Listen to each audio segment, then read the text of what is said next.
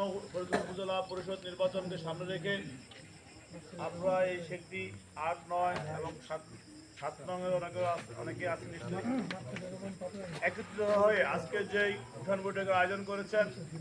এবং আমি সবচেয়ে বেশি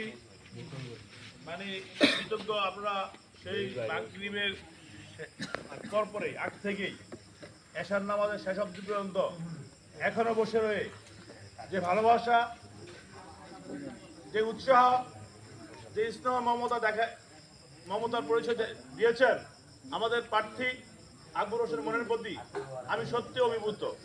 আপনারা যে ভালোবাসা দেখিয়েছেন, এই ভালোবাসা আসলে শোধ করার সুযোগ আপনারা করে দিবেন আকবর হোসেন মনিরকে। আকবর হোসেন মনির হচ্ছে আমাদের উপজেলা পরিষদের ভাইস চেয়ারম্যান প্রার্থী, বেশ কয়েকজন আছে, তার মধ্যে আকবর হোসেন মনির হচ্ছেন সবার সেরা। এই কারণে আমাদের পূর্ববর্তী বক্তাগণ এর আগেও বলে গিয়েছেন, এই নির্বাচনকে শুরু করে না, এর আগেও পূর্ব থেকেও আকবর হোসেন মনির বিভিন্ন কাজে বিভিন্ন সময়ে আপনাদের সাথে সুখে দুঃখে ছিলেন। অন্য প্রার্থীরা অনেককে আপনার চিনেন না।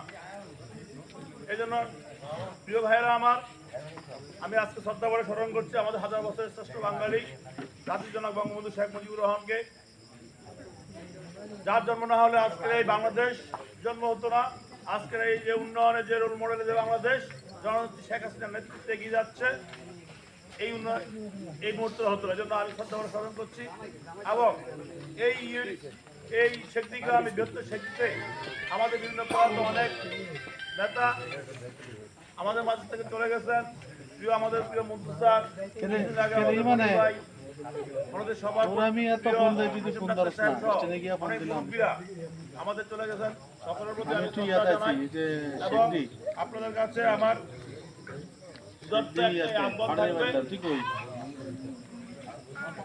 মহান আল্লাহ পাক যেহেতু আমাদের এই দুনিয়াতে পাঠিয়েছেন ভালো মন্দ কিছু কাজ করবার জন্য, আমরা যদি ভালো কাজ করে যাই আমরা পরকালে এর প্রতিদান পাবো জান্নাত জাহান্নামের মাধ্যমে। আমরা নিশ্চয়ই সবাই ভালো কাজের মাধ্য দিয়ে আল্লাহ সন্তুষ্টি লাভের উদ্দেশ্য, আল্লাহ সন্তুষ্টির মাধ্যমে আমরা পরকালে শান্তিতে থাকতে চাই। ঠিক তেমনিভাবে আজকে যেই আমাদের দুনিয়া থাকাকালীন যে কাজকর্মগুলো আমাদের করে দিতে হবে, আমরা কাউকে যদি আমাদের ভোটের মাধ্যমে আমাদের মতামতের মাধ্যমে আমরা সিলেকশন করি এবং আমাদের ভোটের মাধ্যমে কাউকে যদি আমরা বিজয়ী করি, তাহলে ওই বিজয়ী ব্যক্তি যে ভালো কাজগুলো করবে ওটার একটা সওয়াব আমাদের মাঝে এসে পড়বে। আমরা যদি কোনো খারাপ লোককে নির্বাচিত করি, তাহলে উনি যে খারাপ কাজগুলো করবে এই খারাপ গুনাহগুলো আমাদের মধ্যে আসে পড়বে। এই জন্য আমরা দেখছেন আমাদের প্রার্থী দেরি করে আসতো, ঠিক নামাজের পূর্বক্ষণে আমাদের এখানে এসেছেন এবং সাথে সাথে সে কিন্তু অনুষ্ঠান শেষ করে দিতে পারত। 15 মিনিট সময় আছে শর্টকাট করে, তার অন্য জায়গায় ব্যস্ততা ছিল, কিন্তু উনি ব্যস্ততা না দেখিয়ে মহান আল্লাহ পাকের তাকে সাড়া দিয়ে পবিত্র এশার নামাজটাকে আদায় করছেন। বুঝলেন না? আমরা কি বুঝলাম?